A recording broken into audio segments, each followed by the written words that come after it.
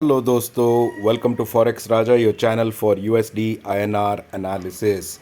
हिंदी वाले एक सेकेंड रुक जाए for those people looking for English analysis और English translation of this video.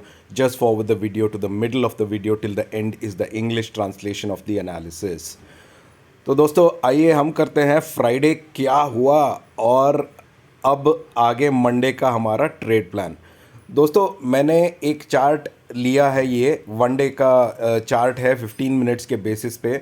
ये चार्ट लेने के लिए मेरा एक रीज़न है दोस्तों, और आज का वीडियो 1-2 मिनट एक्स्ट्रा पड़ेगा पर सीखने के लिए कुछ मिलेगा, तो इसीलिए पूरा वीडियो देखिए। तो आप देख सकते हैं दोस्तों, ये था थर्सडे सुबह 3 से 4 बजे का टाइम पे, 3 से 4 बजे के टाइम पे थर्सडे सुबह स्पॉट था 83.13 के पास, ठीक है। और थर्सडे को ऐसा ही लग रहा था कि 83 को ब्रेक नहीं करेगा, क्योंकि ऑप्शन चेन भी ऐसे ही बिल्ट हो गया था कि 83 ऑप्शन पे बहुत सारे कॉल सेलर्स बढ़ गए थे और पुट सेलर्स ने अपना पोजीशन वाइंड अप भी कर लिया था। तो वो क्लियर दिख रहा था कि 83 के नीचे तो स्पॉट नहीं जाएगा, 83 के ऊपर क्लोजिंग होगा, ये अंदेशा था ऑप्शन चेन के बेसिस पे। और प्राइस एक्शन में भी एंड में भी वही दिख रहा था कि स्पॉट 83.83 के पास आया, बट रिट्रेस करके वापस 83.07 और उसके ऊपर क्लोज हुआ फ्राइडे 6 बजे को। और 6 बजे के बाद भी दोस्तों स्पॉट 83.1617 ऑलमोस्ट 83.20 के पास ही ट्रेड कर रहा था। और फिर क्या हुआ, सुबह 4 बजे दोस्तों, मॉर्निंग 4 ओ क्लॉक, वो भी फ्राइडे मॉर्निंग 4 ओ क्लॉक पे ये बड़ा सा फॉल आया दोस्तों, बहुत ही गंभीर फॉल आया। 83.13 से डायरेक्ट 82.79 का फॉल आया दोस्तों, ठीक है। ये फॉल जो आया था सुबह 4 बजे, मॉर्निंग 7:30 बजे से लेके 8:30 बजे तक भी ऑलमोस्ट 82.76 तक चला गया था नीचे। इसका मतलब जिसने भी ये सोचा था 83 के ऊपर रहेगा, उनका ऑब्वियसली उनका टेंशन तो रहेगा ही, क्योंकि ये अनएक्सपेक्टेड फॉल, रीज़न कोई नहीं था, न्यूज़ कुछ नहीं आया, और इतना बड़ा पुल बैक, 40 पैसे का पुल बैक कोई मजाक नहीं है दोस्तों, ठीक है। बट हमारी एनालिसिस देखिए, जो मैंने थर्सडे को आपको बोला था, मैंने आपको क्लियरली बोला था थर्सडे को, अगर स्पॉट 82.79 के नीचे रहता है तभी हम सेल करेंगे, या मैं सेल करूंगा, क्योंकि वो मेरा सेलिंग लेवल है, ठीक है। ये है 9 ओ क्लॉक को ओपनिंग दोस्तों। 9 ओ क्लॉक को क्या हुआ, 8:55 तक 79 पे रहा। 9 ओ क्लॉक जब हमारी मार्केट खुली तो डायरेक्ट ओपन हुआ 82.89 पे, मतलब 82.79 पे डिमांड आया और उसने पुश कर दिया स्पॉट को 82.89 के ओपनिंग, 10 पैसा ऊपर पुश कर दिया।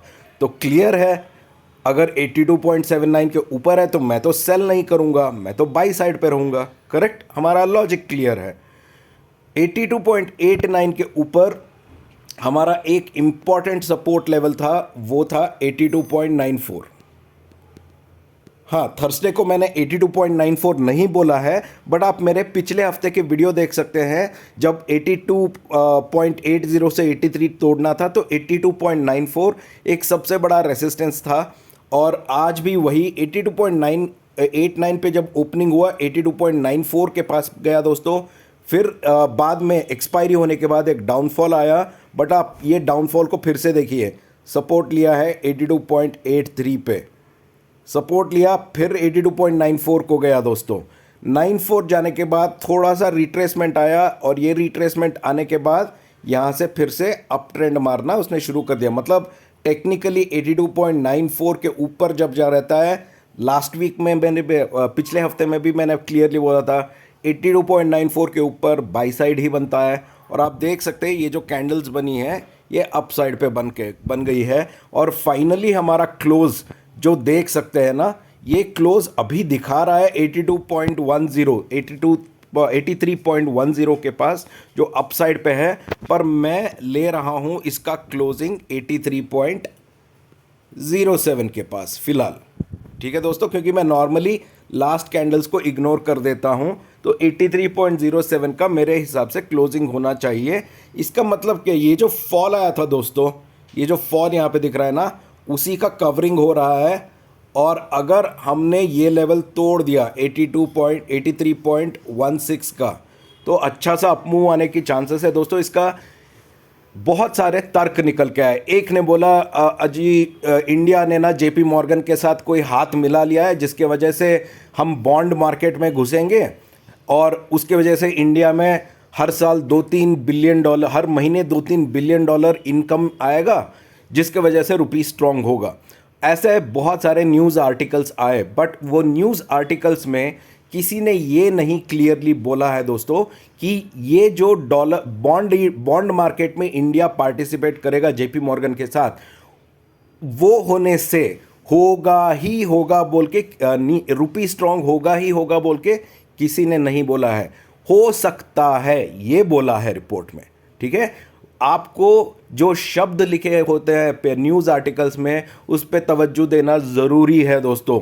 अगर आप उस शब्द का अर्थ नहीं समझेंगे ना, तो दिक्कतें बहुत होंगी।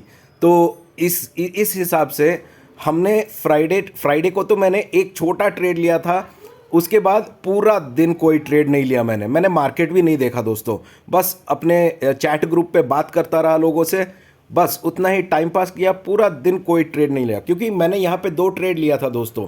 एक था 83.125 CE का लिया था, और 83.25 CE का लिया था। बहुत ही पॉजिटिव था दोस्तों इन दोनों के बीच में, बट ये अनएक्सपेक्टेड फॉल आने की वजह से ये दोनों ट्रेड मेरे फेल हो गए दोस्तों। तो मेरा ट्रेड फेल होने के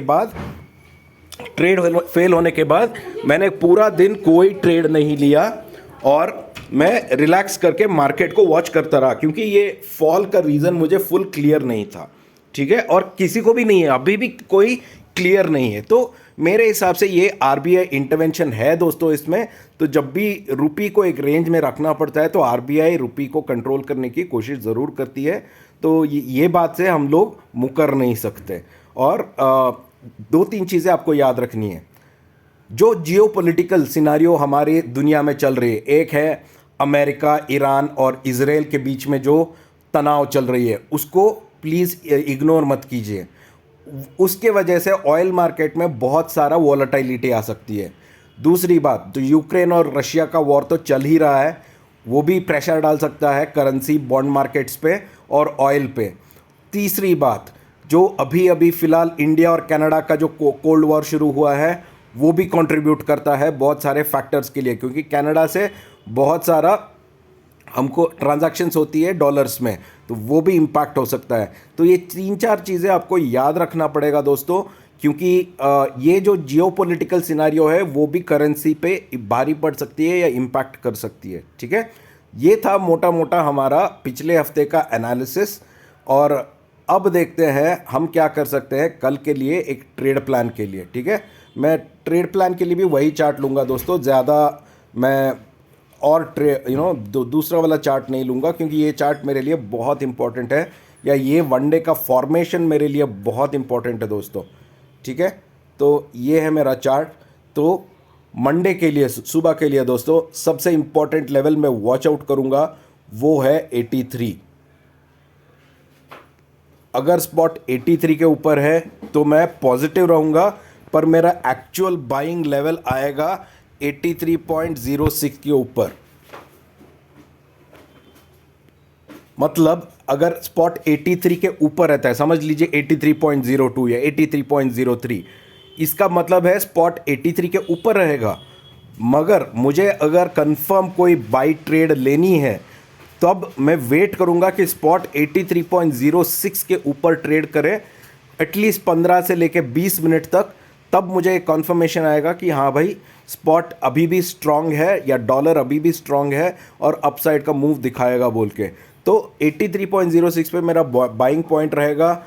उसके ऊपर मेरा एक छोटा सा रेसिस्टेंस है, वो है 83.11, और 83.11 के ऊपर दोस्तों एक और रेसिस्टेंस मैंने बनाया है खुद, वो है 83.16। मतलब अगर 83.6 के ऊपर जाएगा दोस्तों तो 4 पैसे पे मैं अपना देखूंगा कि 83.11 के बाद नीचे आ रहा है कि ऊपर ऊपर जा रहा है, मैं अपना ट्रेड बुक नहीं करूंगा, नीचे जा रहा है बुक कर लूंगा, छोटा ही प्रॉफिट मिले चलेगा।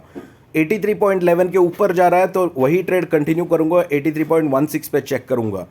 अगर हमने 83.21 ब्रेक कर दिया दोस्तों, इस बार 83.21 अगर हमने ब्रेक कर दिया तो बहुत ही बड़ा मूवमेंट अपसाइड पे आने की चांसेस है।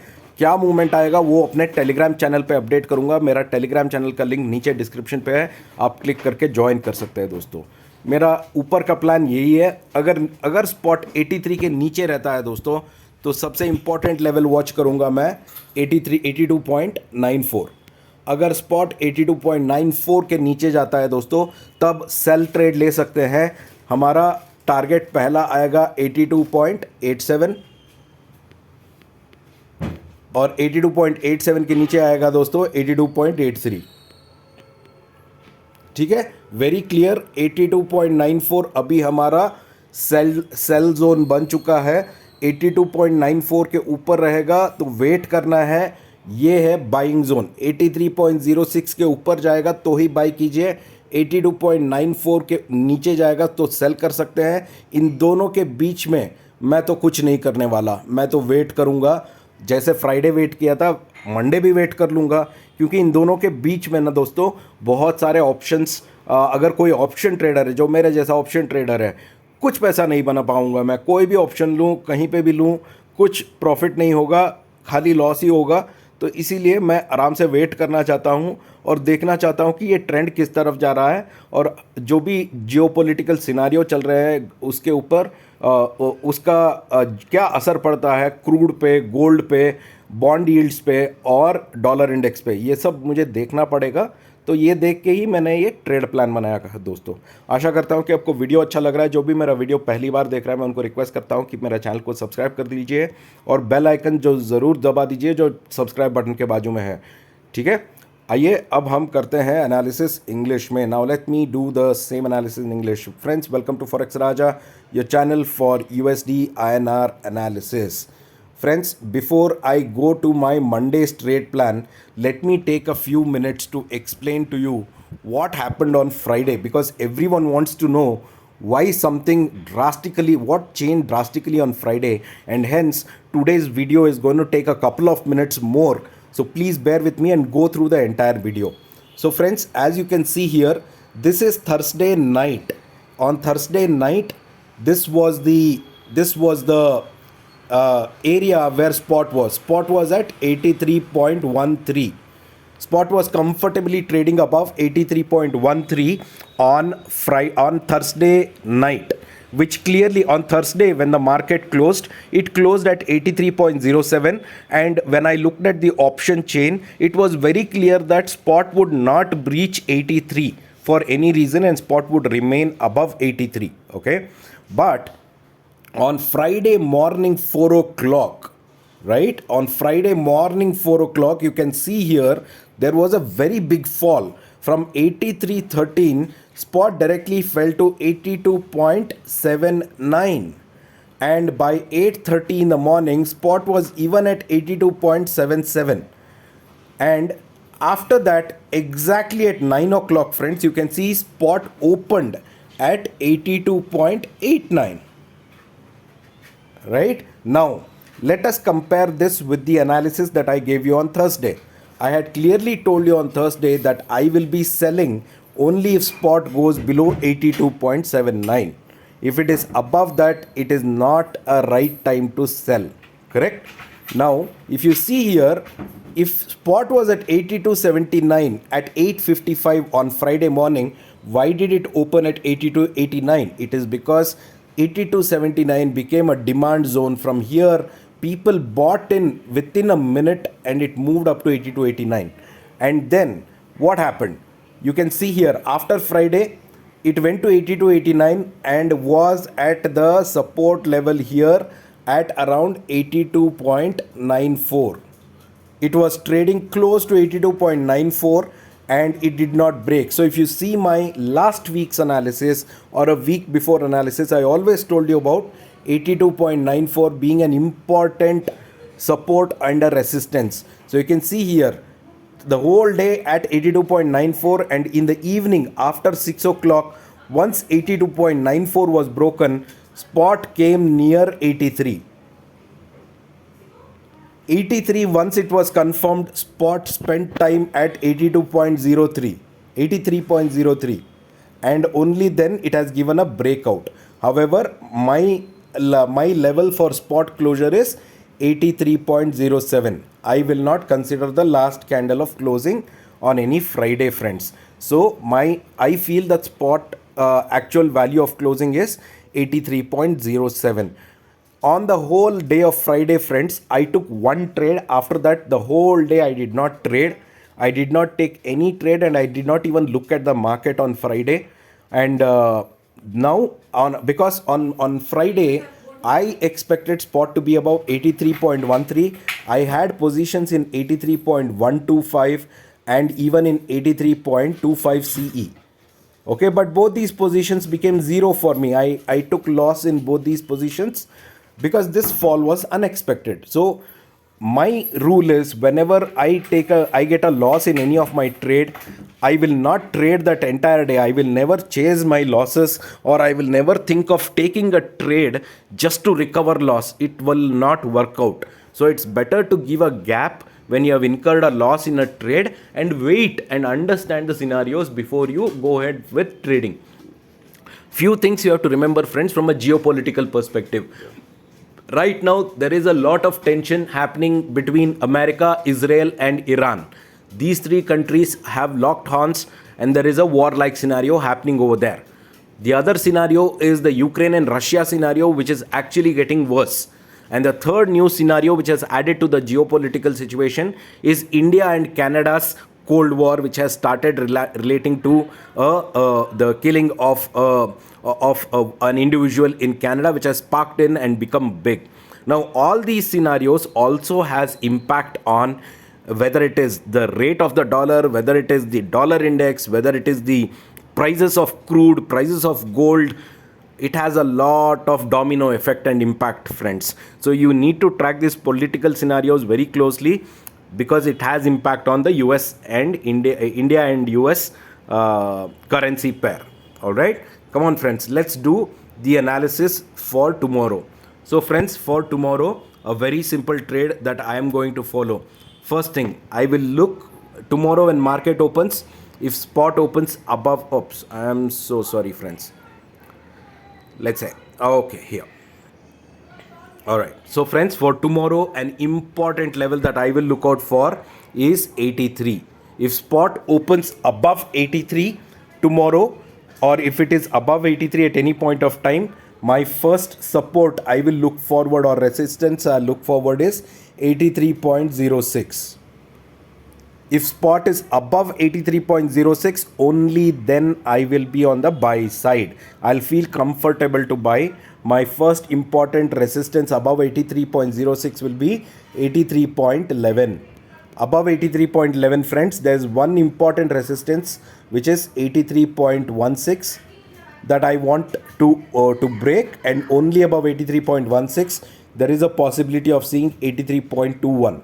Above 83.21 is spot trades, friends, then there is a big upside that is waiting. I will talk about that big upside when it comes in my Telegram channel. The link is right below in the description of this video. You can click and join that Telegram channel. All right.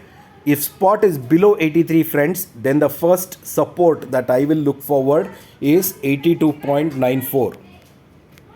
If spot breaks 82.94, then I will be on the sell side, because on the downside the first target is 82.87 and 82.83. Okay, these are my downside targets. So tomorrow, two important numbers, 82.94 and 83.06. Below 82.94, I can take sell calls. Above 83.06, I will take buy calls. In between these two, I will not trade, or I will not suggest any trade from my end. I would rather sit quiet and watch the market, because I want market to take either of the direction, whether it is on the upside or on the downside. I hope you're liking this video, friends. For all those people watching my video for the first time, I request you to please subscribe to my channel. At the same time, please press the bell icon next to the subscribe button so that you get notified whenever I upload a video.